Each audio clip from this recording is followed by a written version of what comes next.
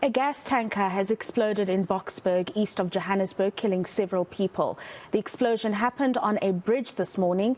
Let's get some more info from EMER-G-MED's Kyle van Reenen. Thank you very much for joining us, Kyle.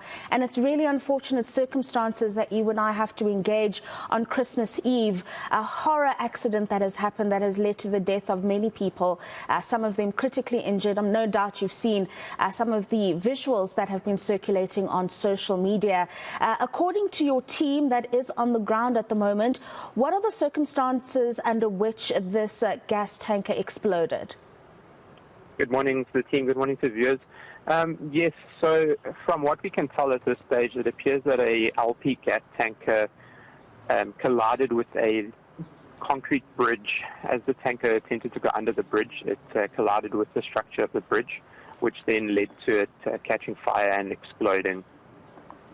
Sure. I mean, we've got the visuals on our screen now for our viewers, and while they have a look at those, give us a sense of what the team has communicated to you in terms of injuries and confirmed deaths at this stage.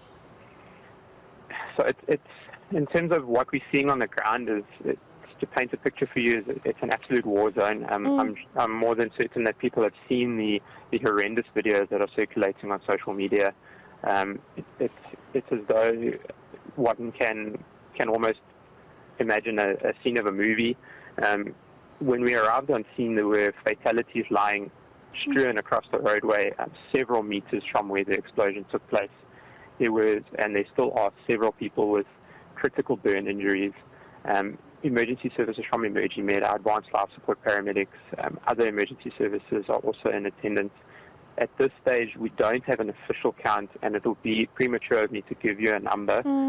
We will give an official number once all services have been able to communicate. When it comes to a large-scale event like this, we would rather get the facts correct and give out one number from all parties.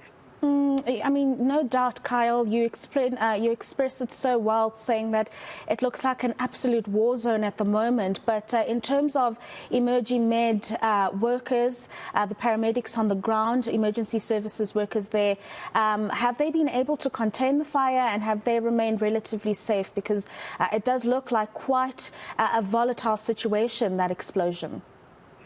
Yes, so obviously the visuals that we're seeing are from the initial explosion. That was quite some time ago now. That fire has been contained by obviously the sterling services of the fire department in the area, and they can be commended on their swift response there. What we're dealing with now is obviously the secondary to that, which is the vast injuries from the explosion and the blast force. And then in terms of infrastructure around the area, has the team communicated the kind of damage that we're looking at, or are we still at the initial stages of the investigations into the explosion? Yes, so what we have received initially now is we've received visuals from inside the Tambo Memorial Hospital, which is very close to where the blast site was. That hospital has suffered, I mean, I don't want to quote out of context because it's not my position, but from what we've seen in the visuals, there seems to be some quite substantial damage to that structure. We have been advised that they are unable to receive patients. I'm sure that they will issue an official statement from the health department spokesperson relating to that. And then, of course, the property around that blast as well, houses, roads, that it's destroyed. Very, very sad situation, and thank you for that update. Quite concerning, though, that you mentioned that the Tambo Memorial Hospital has experienced some damage and they are unable to take any patients at this stage. Hopefully, we get to speak to the hospital management and get a sense of their plan of action. That is EMER-G-MED's Kyle van Reenen joining us with that update on that.